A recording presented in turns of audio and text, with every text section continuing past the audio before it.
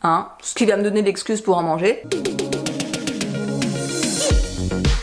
J'aimerais savoir qui. I myself am strange and unusual. Oh, Baliverne. I myself am strange and unusual.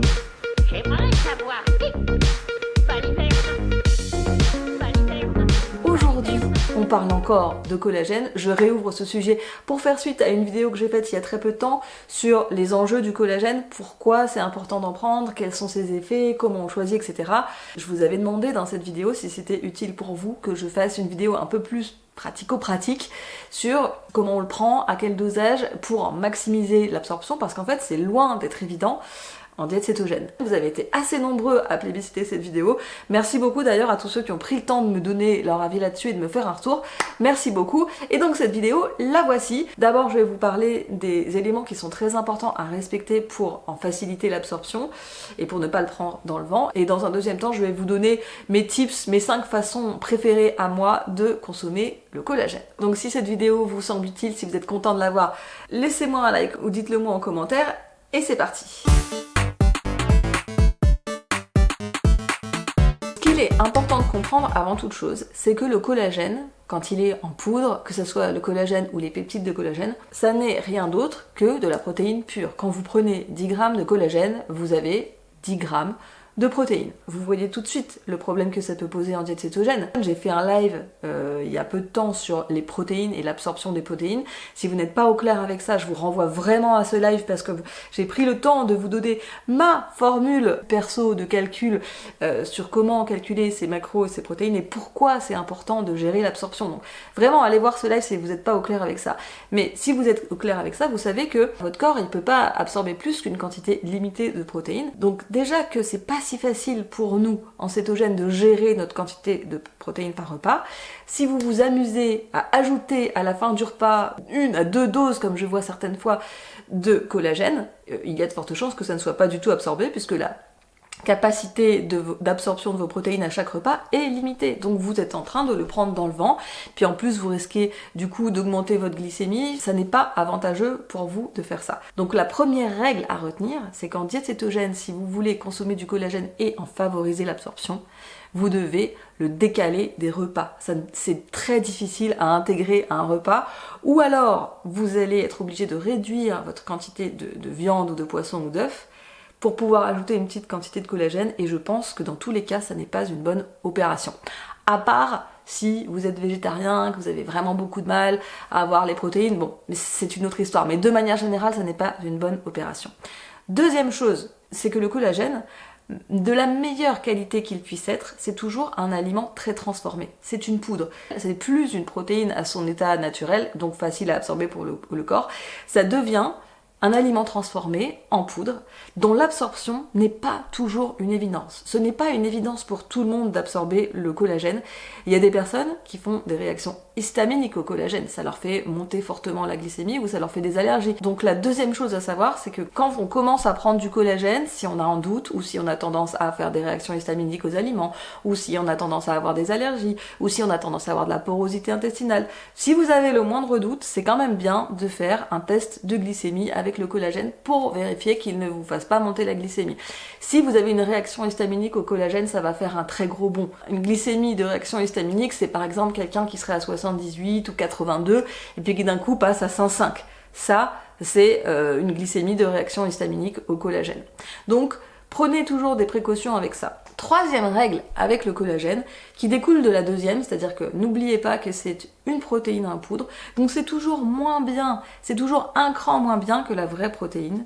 Ne remplacez pas, comme je vois beaucoup de gens faire, votre petit déjeuner, votre morceau de viande, votre morceau de poisson, vos œufs, par du collagène. Certes, c'est une protéine, mais ce n'est pas la même chose, ce n'est jamais d'aussi bonne qualité que ce qu'il y avait initialement dans la viande. Et moi je vous dis toujours, et ceux qui sont dans mon cours métabolisme le savent, je ne vous conseille vraiment pas de sauter le petit déjeuner et je vous conseille de miser sur la qualité de votre petit déjeuner. Pour moi, une boisson grasse avec du collagène, ce n'est pas un petit déjeuner. Ce n'est pas ce que j'appelle un petit déjeuner dans les règles de l'art. Maintenant, il y a certaines personnes que j'ai vues en coaching ou dans mon cours métabolisme qui n'arrivent vraiment pas à prendre leur petit déjeuner parce qu'elles n'ont vraiment pas faim, parce que c'est difficile, parce que leur estomac est déshabitué. Dans ce cas-là, pour ces personnes, une boisson grasse avec du collagène et du gras, c'est toujours mieux que rien du tout. Je préfère ça que du jeûne intermittent, je préfère ça que rien. Mais pour moi, c'est une solution, si vous voulez, de seconde zone. Maintenant que vous avez en tête ces 3 règles, c'est de la protéine pure, c'est pas idéal de l'ajouter à un repas. C'est un aliment transformé, il faut quand même vérifier que vous l'absorbez bien et que ça ne vous provoque pas de réaction histaminique. Et troisièmement, parce que c'est un aliment transformé et une poudre, ça ne peut pas remplacer un repas. Donc ce qui découle de ces 3 choses, c'est que le collagène, si vous voulez en optimiser l'absorption, il vaut mieux le prendre décalé des repas, en guise de snacking. Des fois, je vois des personnes qui prennent des quantités de collagène qui sont vraiment grosses. Je vois des personnes qui prennent 20 grammes de collagène. C'est pas évident d'absorber 20 grammes de collagène. Moi, ce que je vous conseille, et surtout en diète cétogène, c'est de prendre des prises raisonnables. Prenez des prises modestes, entre 6 et 10 grammes. Moi, je prends en général autour de 8 grammes de collagène, accompagné d'une dose de gras pour en ralentir l'absorption, pour faire quelque chose qui ne viendra pas faire monter votre glycémie, bien décalé de vos repas. C'est-à-dire que si vous petit déjeunez à 7h, prenez-le vers 11h par exemple. Si vous avez pris votre repas de midi à 13h, prenez votre collagène vers 16-17. Si vous êtes quelqu'un qui a vraiment besoin de beaucoup de collagène pour réparer ses intestins, parce qu'il y a une grosse demande au niveau de la peau, ou parce qu'il y a une grosse demande articulaire, ou parce que vous avez vraiment besoin de compléter votre apport en protéines, parce que vous êtes végétarien, etc., n'hésitez pas à prendre 2 petites prises, 2 fois 8 grammes en snacking entre les repas. C'est comme ça que vous pourrez optimiser votre prise. Ça peut aussi se faire après le repas du soir. Si vous mangez tôt, si vous mangez vers 18h, comme je vous le conseille toujours, vous pouvez prendre une prise de collagène, voilà, un petit peu plus tard, vers 21h, c'est pas vraiment un problème. Je préfère dans la journée, mais c'est quand même possible de faire ça le soir. Pour moi, c'est la façon optimale de consommer le collagène, que ce soit en diète cétogène ou en diète occidentale d'ailleurs.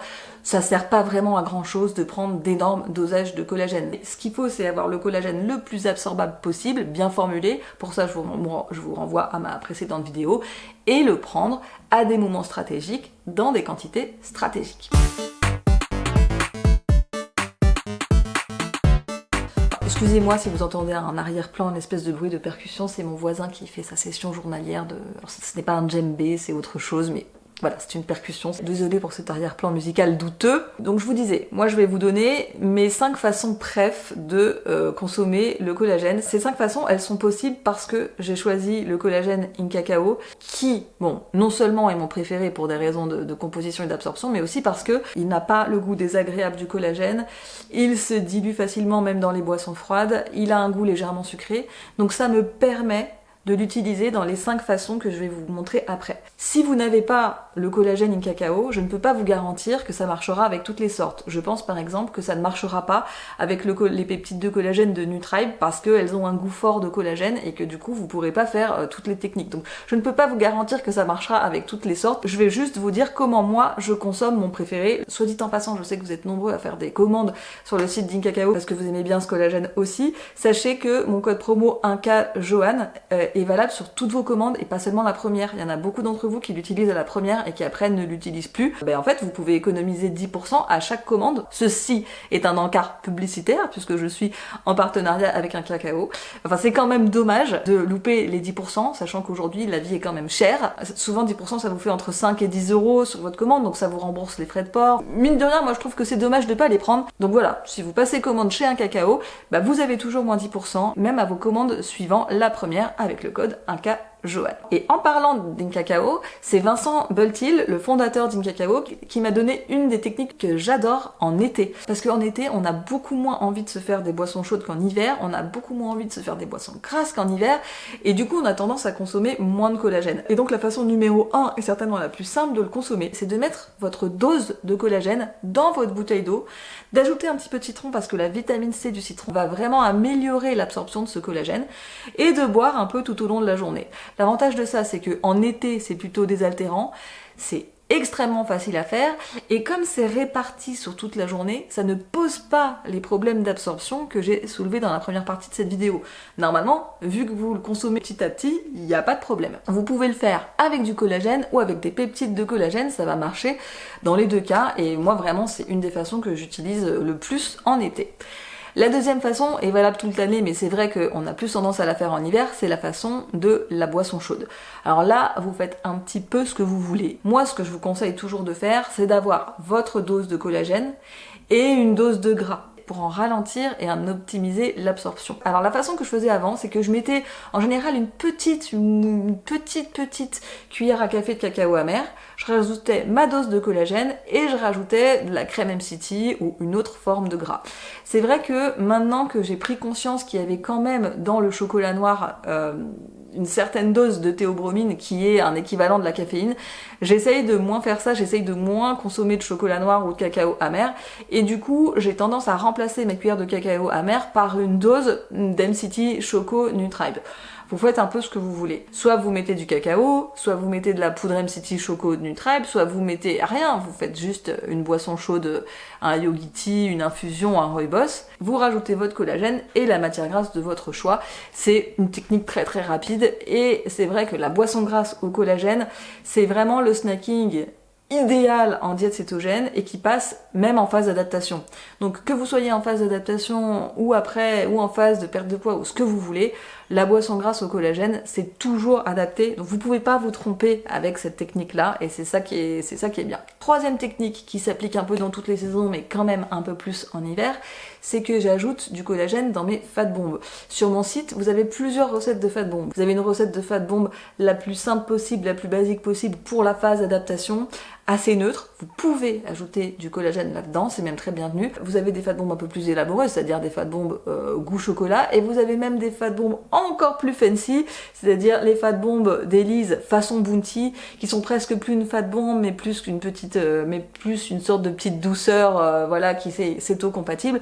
Quelle que soit la préparation, vous pouvez toujours ajouter du collagène. Je vais prendre l'exemple des fat bombs façon Bounty d'Elise, ce qui va me donner l'excuse pour en manger. Voilà.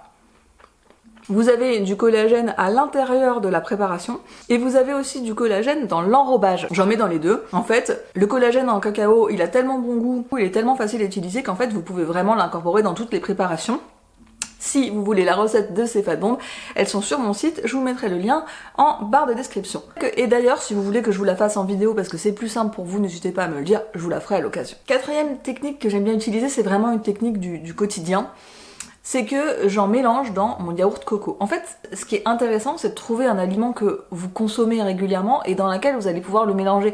Par exemple, j'ai offert du collagène à ma grand-mère et je sais qu'elle mange des compotes. Et donc, on a essayé de le mélanger à la compote et ça fonctionne. Alors bon, bien sûr, moi j'en mange pas, mais en fait, pour elle, ça sera une façon facile de le consommer. Moi, j'ai vraiment une passion pour le yaourt coco. Déjà, le yaourt coco de chez Ya, mais aussi le yaourt coco La Vie Claire goût framboise, je le trouve vraiment incroyable. Mais c'est vrai qu'il a tendance à avoir un petit peu plus de glucides, donc j'essaye toujours de le diluer un peu. Et en fait, quand je me prends une petite quantité de yaourt coco framboise, je rajoute souvent de la crème MCT nature et je me mets toujours une petite dose de collagène. Je veux dire, un produit comme ça, il va avoir peut-être un petit peu plus de glucides que aurait eu une fat bomb, donc vous allez probablement produire un petit peu plus d'insuline, autant que ça serve. Quand vous produisez de l'insuline, elle ne fait pas que vous embêter, elle est là pour faire rentrer les nutriments dans la cellule. Donc si je fais rentrer les nutriments dans ma cellule, je veux qu'il y ait des nutriments. Donc c'est à ce moment précis qu'il est intéressant de mettre du collagène. Donc quand je fais ce genre de snacking, yaourt coco framboise, yaourt coco, je vais mettre du collagène et je prends aussi mes compléments alimentaires en même temps parce que je sais que c'est quand même un moment stratégique pour les absorber. Vous n'êtes pas obligé de faire ça avec le yaourt coco. Si vous n'êtes pas en diète cétogène, vous êtes en diète occidentale, mais qu'il y a un truc style yaourt, compote, pudding, petit dessert, au lait végétaux, etc. N'hésitez pas à mélanger le collagène là-dedans, ça fonctionne vraiment très bien. Et de manière générale, si vous voulez avoir un bon apport en collagène, il faut l'incorporer à des choses que vous aimez manger et que vous mangez souvent. Ce qui m'amène à ma cinquième façon, qui est la façon typique de l'été. Moi, l'été, ce que j'adore faire, c'est me faire de la glace stracciatella. D'ailleurs, c'est quelque chose que vous pouvez faire avec ou sans yaourtière. La recette est sur mon blog. C'est une base de yaourt coco avec un certain nombre d'ingrédients rajoutés. On a même, avec Elise, amélioré cette recette en inventant un topping qui se rajoute par-dessus. Donc que vous fassiez la glace seule ou que vous fassiez la recette de glace avec le topping. Vous pouvez mettre le collagène dans les deux. Typiquement cette glace, moi en été je la fais très souvent, donc si je combine l'apport de collagène que je prends dans ma boisson avec le citron plus les prises que je vais faire avec du yaourt coco ou de la glace, ben en fait j'arrive à avoir autant de collagène que je n'en aurais l'hiver avec les boissons grasses ou les fat bombs. C'est quelque chose qui s'équilibre. Donc comme je vous disais au début, ça c'est possible parce que j'utilise le collagène de chez Incacao. Je suppose que ça doit fonctionner avec un certain nombre de marques, mais je peux pas vous le garantir. En tout cas, si vous avez des façons préf de consommer votre collagène, n'hésitez pas à me le mettre en commentaire parce que les façons que moi je vous ai données, ça ne correspond pas forcément à tout le monde. Sachez que contrairement à ce que vous croyez, les commentaires sont lus, il y a plein de gens qui lisent les commentaires, donc tout ce que vous allez écrire pourra potentiellement être utile à d'autres, vos tips seront utiles à d'autres, moi je serai très ravie de les voir. En tout cas, merci d'avoir vu cette vidéo, j'espère qu'elle vous a été utile, et à très bientôt dans la télé-réalité de la cétose. Je suis prévenu, vous êtes bien trop brutal.